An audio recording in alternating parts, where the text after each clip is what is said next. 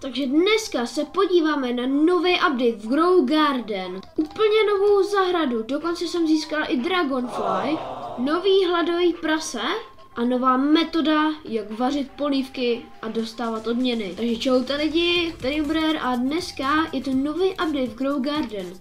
A taky se mi podařilo vytradovat moji už teď moji Dragonfly. Jdeme se podívat na ten update. Tak jo, je tu nějaký pančuník. Tak jo, podíváme se, kdo to je. Takže kdo seš?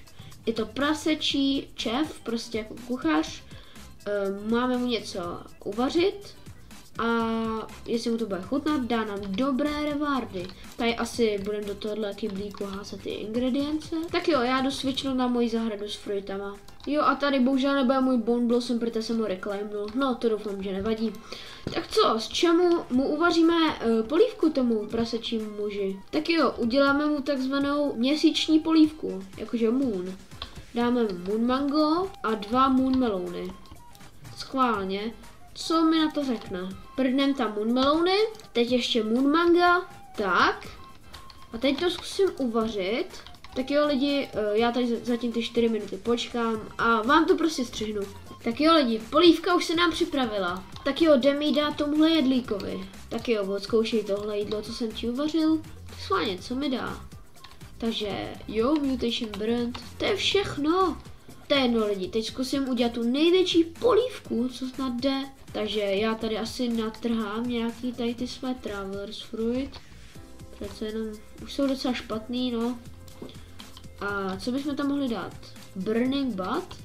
No, to nevím, jak by teda mohlo chutnat, ale tak jdeme to zkusit uvařit. Jestli mi za tohle dá málo, tak už fakt nevím. Tak jo, všechno jsem to tam hodil, 17 minut by se to mělo vařit. Tak já teda uvařit lidi. No, tak asi vidíme se za 17 minut. Tak jo, konečně se mi to tady uvařilo, jdeme si to vyzvednout.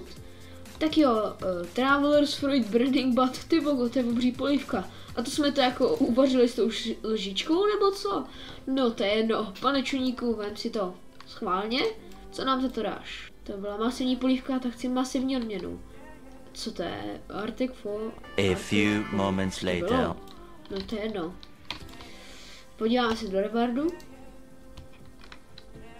Tady to jsem dostal. Artichoke.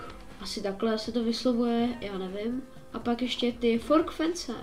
Ok, prostě vidličkový ploty. Tenhle event nebyl tak dobrý, ale zmlaďte to tlačítko odběru, jako by vám ukradlo váš nejdražší fruit. Taky nezapomeňte, když už tam budete dát zvoneček, like a napsat mi něco hezkého do komentářů. Já vám všechny komentáře přečtu.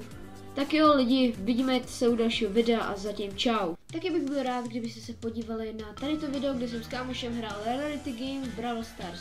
No já už vás nebudu vyrušovat, mějte se, zatím čau.